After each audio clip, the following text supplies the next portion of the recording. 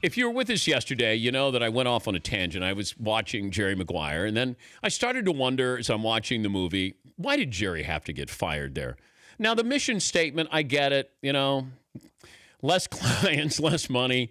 So I sent the Danettes a text the night before. I said, why did Jerry Maguire have to get fired?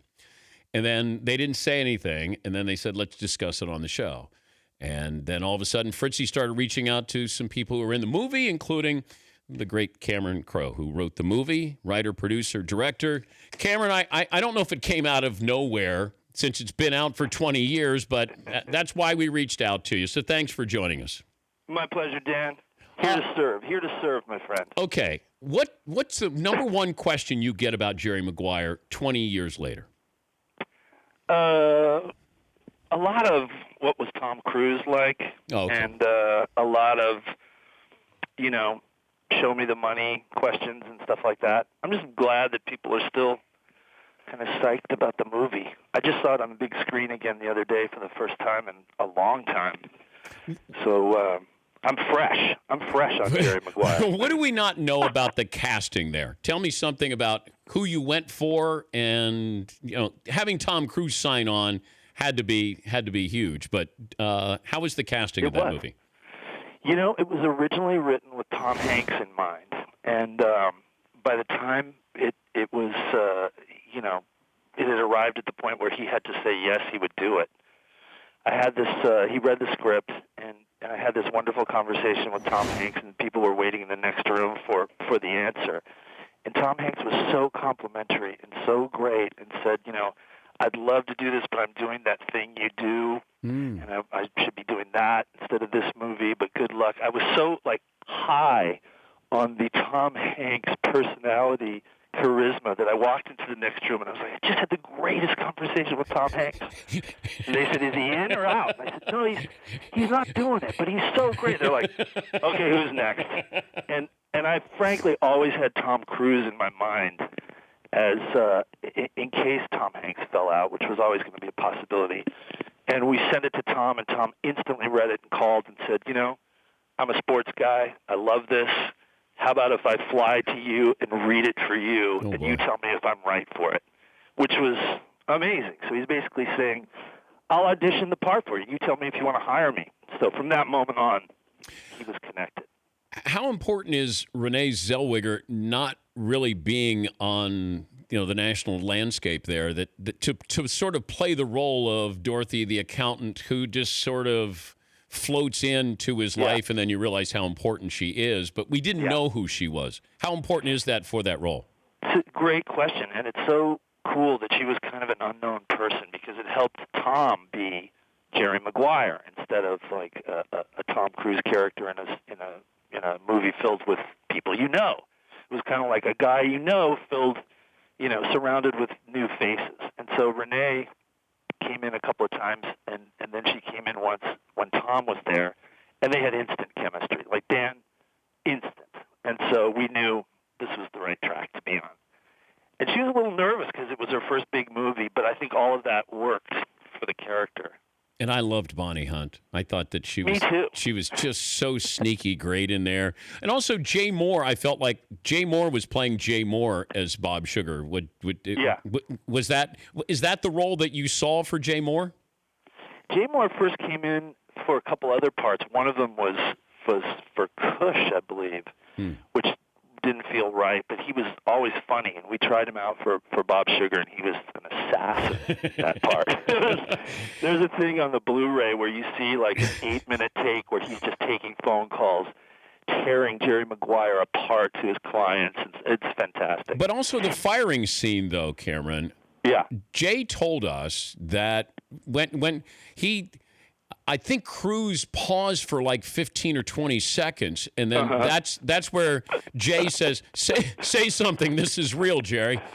Was that scripted? Yeah, that was scripted. But I think everybody wasn't sure if Jay had forgotten the line or not, but Jay was acting. And we loved it. We loved it. I mean, the great thing is that Cruz is so generous as a guy. When Cuba just started like shoving him out of the frame in scenes and like berating him, and Jay Mohr like tearing him to pieces,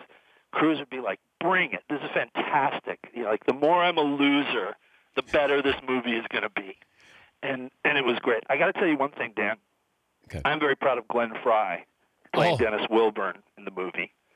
And you did that great interview with Glenn Frey that last time I talked to Glenn, we talked about your interview, and he was really proud of it and very jazzed that I had seen it. So bravo. Thank you.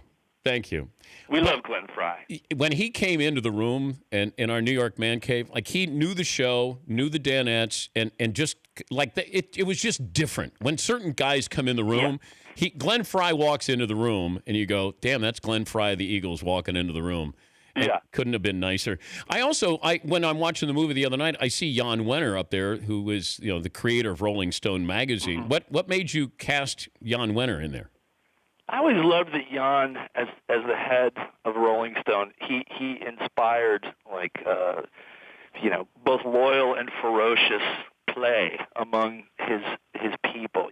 So he would inspire everybody to work harder, and he also had a great kind of face, and I thought it'd be great if when he's watching Jerry implode, it's Jan looking down from the upper tier, shaking his head, which he did just like I thought he might. It's also cool when you throw people into a movie that are unlikely. Jerry Cantrell from Alice in Chains plays the guy who's the copy man guy that copies Jerry's mission statement in the middle of the night. And I just love Tom Cruise and Jerry from Alice in Chains in one scene. It's that may not happen again for a while. He's Cameron Crowe, the writer, director, producer, actor. Jerry Maguire, Almost Famous. Okay, Fast Times at Ridgemont High. Help me here with the Phoebe Cage scene. Okay, does she actually walk in on Judge Reinhold? Does he have a prop in his hand in the bathroom as she gets out of the pool with her top off, at least in Judge's mind? Yes, he does. Dan, yes, he does. Okay. And there was one take that the director, Amy Heckerling, did just for the studio where the camera panned down to Judge. And let's just say he was holding a rather large accessory that didn't make it into the movie, but made people laugh in shock. But did you got Phoebe? Is that her genuine reaction in that scene? The one that you used? Pretty genuine. Yeah. I mean, it was the second day that we were filming, and Judge came out of the bathroom, and I remember he said, "My first big love scene, and it's with myself."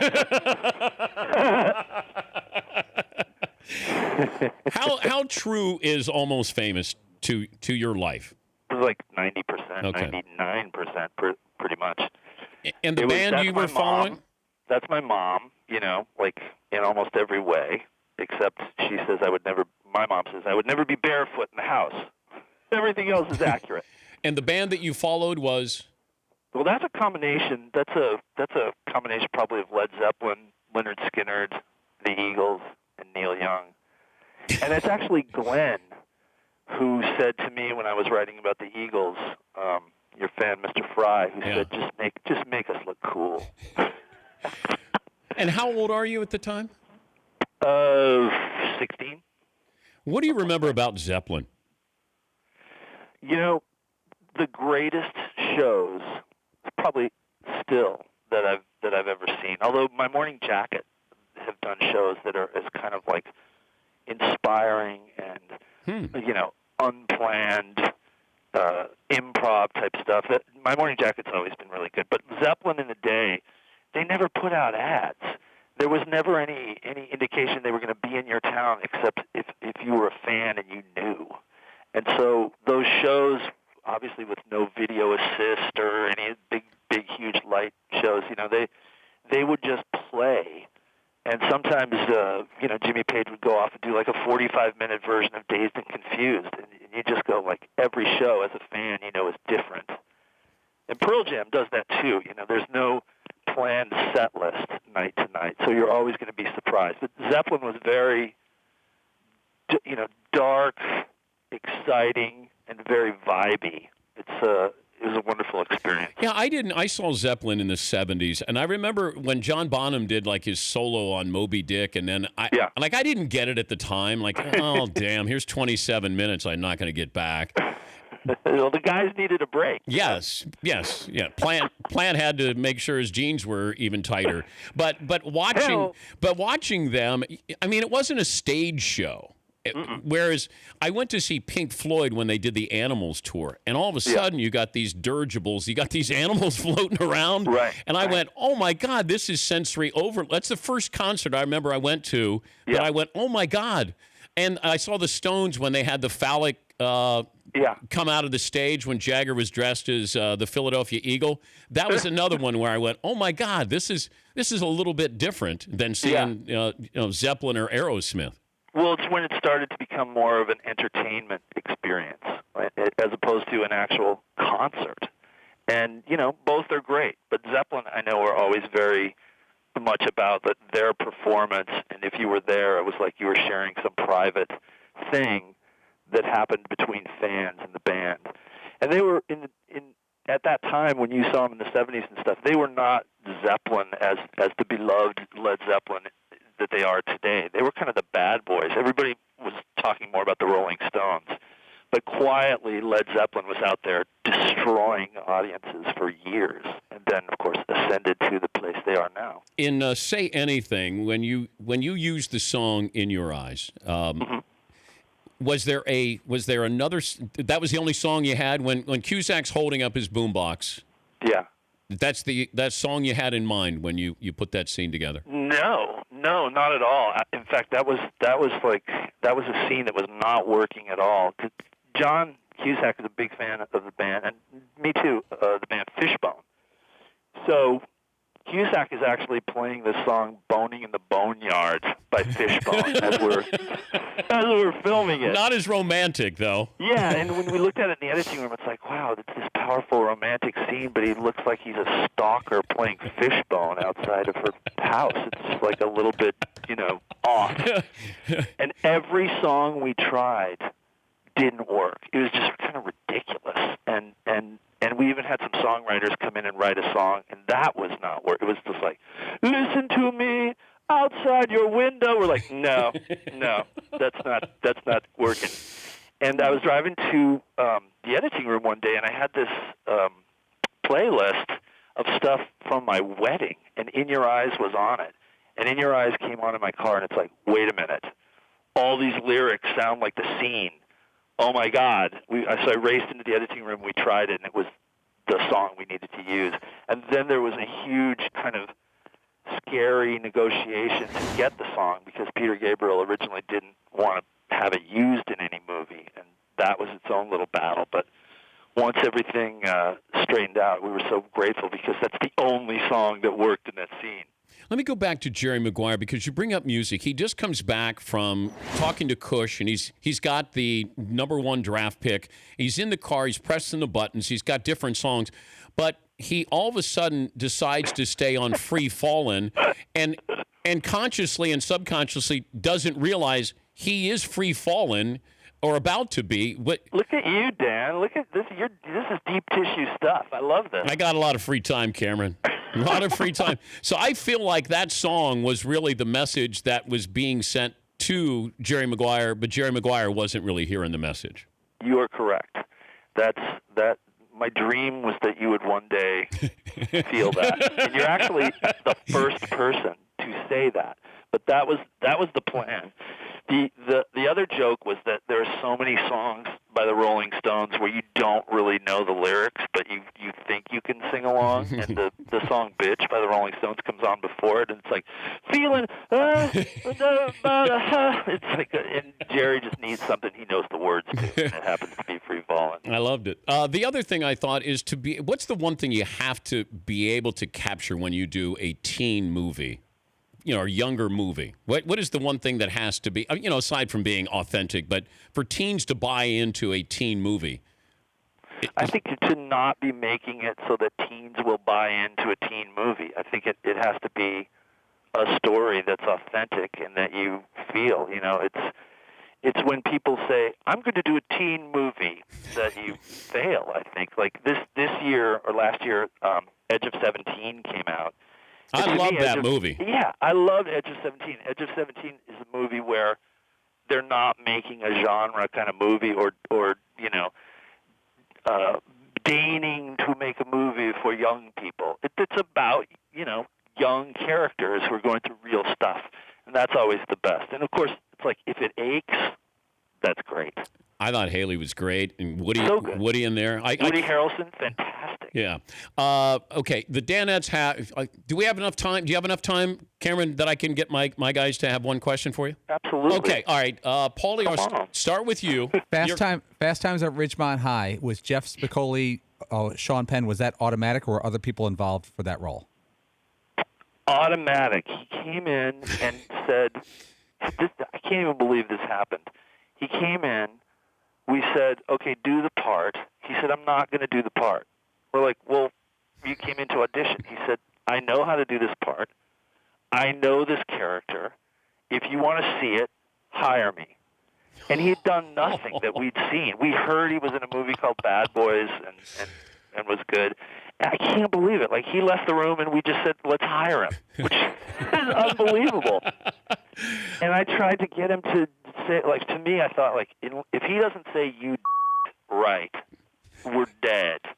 And so all the time we were filming and coming up to the scene, I would say, like, Sean. Well, actually, he wanted us to call him Jeff because he was in character. I'd be like, Jeff, come on, it's late, you're feeling good. Just give me a you. Like, try that. No. Then the day came, and he did the scene, and he made such a meal out of saying you. We kind of looked at each other like, oh, my God, did we make the right move or what? This guy is like the maestro of saying you. So he literally bluffed his way into the part, and none of us were able to call him Sean until the day he finished the character. Seton, your question for Cameron. That's amazing.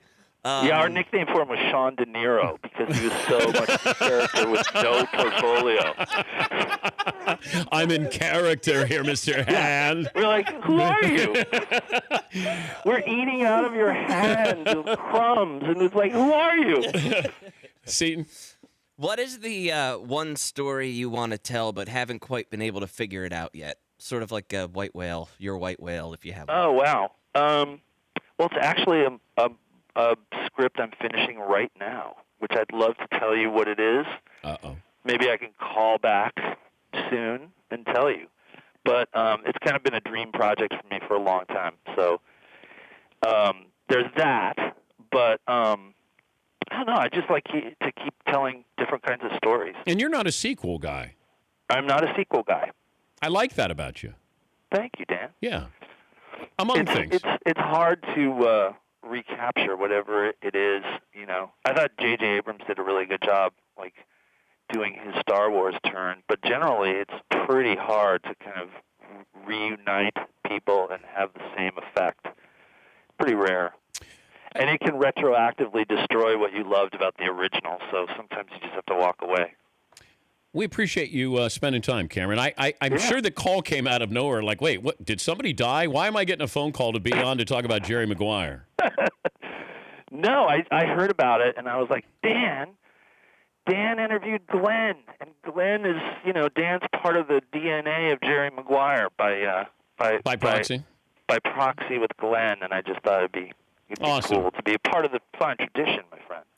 Thank you, though, and thanks for everything that you've given us. Sure. It's hard to turn on DirecTV without going, oh, there's another movie. Oh, there's another movie there. But well, more to come. Awesome. Thank you, Cameron. We appreciate it. Thanks, you guys. The Dan Patrick Show, weekday mornings on Audience.